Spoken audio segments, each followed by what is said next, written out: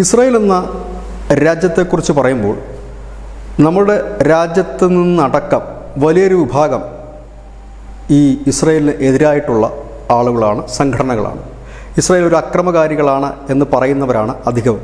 നമ്മുടെ രാജ്യത്താണെങ്കിൽ BJP, RSS തുടങ്ങിയ സംഘടനകൾ ഇല്ലെങ്കിൽ ചില ക്രിസ്തീയ സംഘടനകൾ ഒഴിച്ചാൽ ബാക്കി എല്ലാവരും മാധ്യമങ്ങളടക്കം ഇസ്രായേലിന് എതിരാണ്.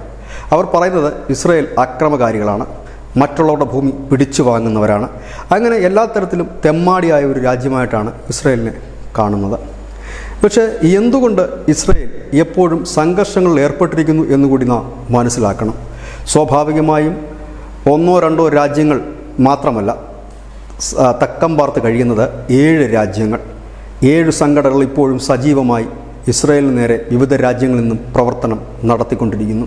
ഇതൊക്കെ മനസ്സിലാകുമ്പോഴാണ് അവർ എന്തിനു വേണ്ടിയിട്ടാണ് പോരാടുന്നതെന്ന് നമുക്ക് മനസ്സിലാകുന്നത്. സ്വന്തം ജീവൻ രക്ഷിക്കാൻ, ഇല്ലെങ്കിൽ തങ്ങളുടെ ജൂത ജനതയെ സംരക്ഷിക്കാൻ, ഇസ്രായേൽ എന്ന കൊച്ചു രാജ്യം സംരക്ഷിക്കാനാണ് അവർ പോരാടുന്നതെന്ന് നമുക്ക് മനസ്സിലാകുന്നത്. അവർക്കെതിരെ പോരാടുന്നവരുടെ ശക്തി, കരുത്ത് മനസ്സിലാകുമ്പോഴാണ്. ഇസ്രായേൽ എന്ന രാജ്യം പിറന്നു വീണത് തന്നെ യുദ്ധത്തിലാണ്. 1948 ഇസ്രായേൽ എന്ന രാജ്യം പിറവി കൊള്ളുമ്പോൾ അതിന് തൊട്ടു പിന്നാലെ ദിവസങ്ങൾ മാത്രം പ്രായമായ ആ സർക്കാരിനെ വളഞ്ഞിട്ട് ആക്രമിച്ചത് 5 രാജ്യങ്ങളായിരുന്നു. ഈജിപ്തും ലെബനനും ഇറാഖും അടക്കമുള്ള 5 പ്രബല അറേബ്യൻ രാജ്യങ്ങൾ. അവരെ ചെറുത്തു തോൽപ്പിച്ചുകൊണ്ടാണ് ആ രാജ്യം ഈ ഭൂമിയിലേക്ക് ജനിച്ചു വീണത്. പിന്നീട് ഈ ഇസ്രായേലിനെ പൂർണ്ണമായി ഇല്ലാതാക്കുക എന്ന ലക്ഷ്യവുമായി വിവിധ അറേബ്യൻ രാജ്യങ്ങൾ വിവിധ സംഘടനകൾക്ക് രൂപം കൊടുത്തു. ആ സംഘടനകളാണ് പിന്നീട് ഇസ്രായേലിന് തീരാ തലവേദനയായി മാറിയത്. ഏതൊക്കെയാണ് ആ സംഘടനകളെന്ന് നമുക്കൊന്ന് പരിശോധിക്കാം. പ്രധാനമായി ഹിസ്ബുള്ള, 1982 രൂപീകൃതമായ ഹിസ്ബുള്ള എന്ന സംഘടന ലെബനനിലെ തെക്കൻ ലെബനനിൽ ശക്തിയുള്ള ഒരു സംഘടന തന്നെയാണ്. ആ സംഘടനയുടെ പ്രധാന ലക്ഷ്യം ഇസ്രായേൽ അധിനിവേശം തടയുക എന്നുള്ളതാണ്. അതായത് ആ സംഘടന പിറവി കൊണ്ടിരിക്കുന്നത് തന്നെ ഇസ്രായേലിനെ എതിർക്കുക, ഇല്ലെങ്കിൽ അവരെ തടയുക എന്ന ഒരു മുദ്രാവാക്യം ഉയർത്തിക്കൊണ്ട് നിരന്തരം പോരാട്ടത്തിനായി തന്നെയാണ്. 1982 രൂപീകരിച്ച സംഘടന 42 വർഷം പിന്നിടുമ്പോഴും ഇസ്രായേലുമായി അടിച്ചു നിൽക്കുന്നു. രണ്ടാമത്തെ സംഘടന ഹമാസാണ്. ഇസ്ലാമിക പ്രതിരോധ സംഘടന എന്നാണ് അവർ പൊതുവെ പറയുന്നതെങ്കിലും ഈ പലസ്തീൻ സുന്നി സംഘടനയാണ്. ഈ സംഘടന പരമപ്രധാന ലക്ഷ്യം ഇസ്രായേലിനെ തകർക്കുക എന്നുള്ളത് തന്നെയാണ്. 1987 രൂപം കൊണ്ടു.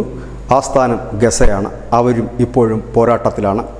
ഇത് കൂടാതെ ഇതാണ് നമുക്ക് അറിയാവുന്ന, നമ്മൾ സാധാരണഗതിയിൽ കേൾക്കുന്ന 2 പ്രധാന സംഘടനകൾ ഹിസ്ബുള്ളയും ഹമാസുമാണ്. ഇത് കൂടാതെ സംഘടനകൾ മറ്റ് അനവധിയുണ്ട്. അവരെ കൂടി നാം അറിയണം. മറ്റൊരു സംഘടനയാണ് ഇസ്ലാമിക് ജിഹാദ്, അതായത് പൂർണ്ണമായ പേര് പാലസ്തീൻ ഇസ്ലാമിക് ജിഹാദ്.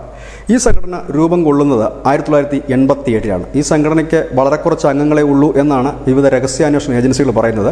പക്ഷേ ഇവർ ആ കുറച്ച് അംഗങ്ങളെ ഉള്ളൂ എങ്കിൽ പോലും ചാവേർ സ്ഫോടനങ്ങളും മറ്റുമാണ് നടത്തുന്നത്. ഇതും ഒരു സുന്നി സംഘടനയാണ്, ഈ പാലസ്തീൻ ജിഹാദ് എന്ന് പറയുന്നത്, അതായത് പാലസ്തീൻ ഇസ്ലാമിക് ജിഹാദ്.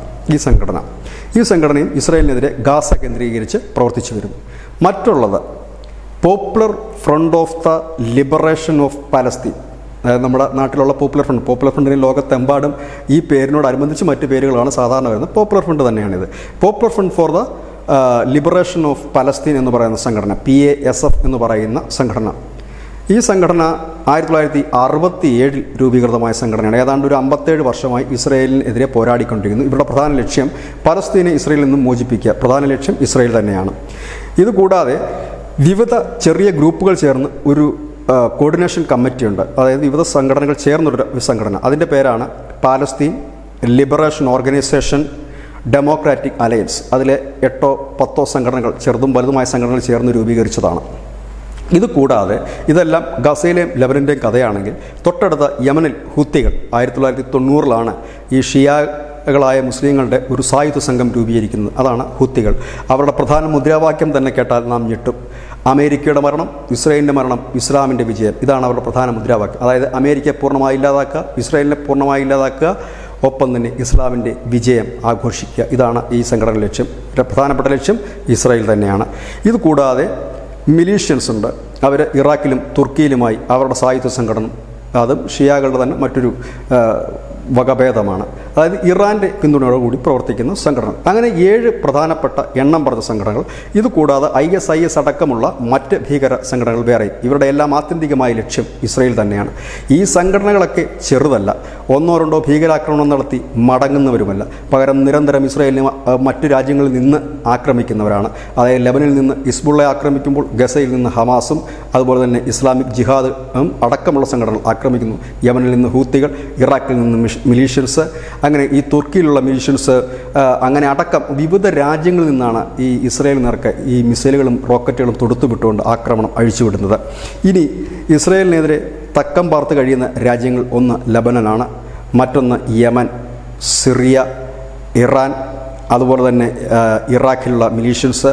തുർക്കി നിലവിൽ നാറ്റോയുടെ ഭാഗമാണ്. പക്ഷേ തുർക്കി അവിടെയുള്ള മിലീഷ്യൻസ് അടക്കമുള്ള ഇസ്രായേൽ വിരുദ്ധ സംഘടനകൾക്ക് എല്ലാ സഹായവും നൽകിപ്പോരുന്നു. അങ്ങനെ 7 രാജ്യങ്ങളും 7 സംഘടനകളും നിരന്തരം ഒരു രാജ്യത്തെ, ഒരു ചെറു രാജ്യത്തെ, 1 കോടിക്കടുത്ത് വരുന്ന ജനസംഖ്യയുള്ള ഒരു രാജ്യത്തെ നിരന്തരം ആക്രമിച്ചില്ലായ്മ ചെയ്യാൻ ശ്രമിക്കുമ്പോൾ അവർക്കെതിരെ സ്വന്തം ജീവനും ഇല്ലെങ്കിൽ സ്വന്തം സമൂഹത്തിൻ്റെ ജീവനും നിലനിർത്താൻ വേണ്ടി പോരാടുന്ന ഇസ്രായേലിനെ നമുക്ക് തെറ്റു പറയാൻ കഴിയുമോ? അതുതന്നെയാണ് പ്രധാന ചോദ്യവും.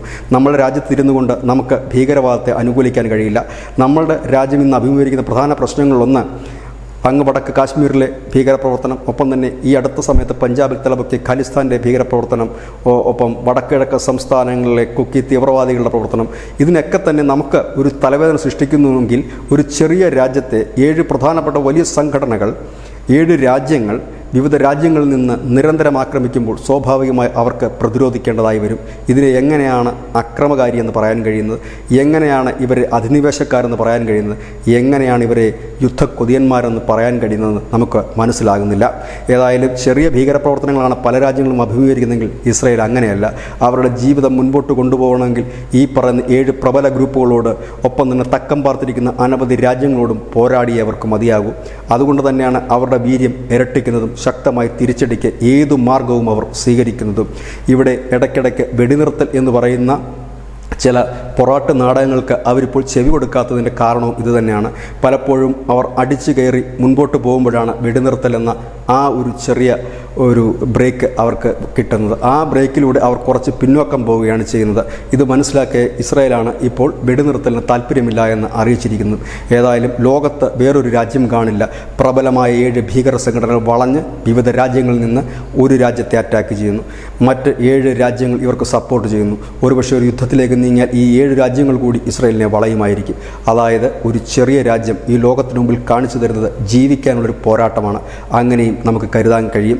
അതായത് പലസ്തീനും ഗസയ്ക്കും റഫയ്ക്കും വേണ്ടി കണ്ണീരൊഴുക്കുമ്പോൾ ഇവിടെ 1200 പിഞ്ചുകുട്ടികളടക്കം നടത്തിയ ഭീകരവാദത്തെ അപലപിക്കാൻ ആരും തയ്യാറല്ല.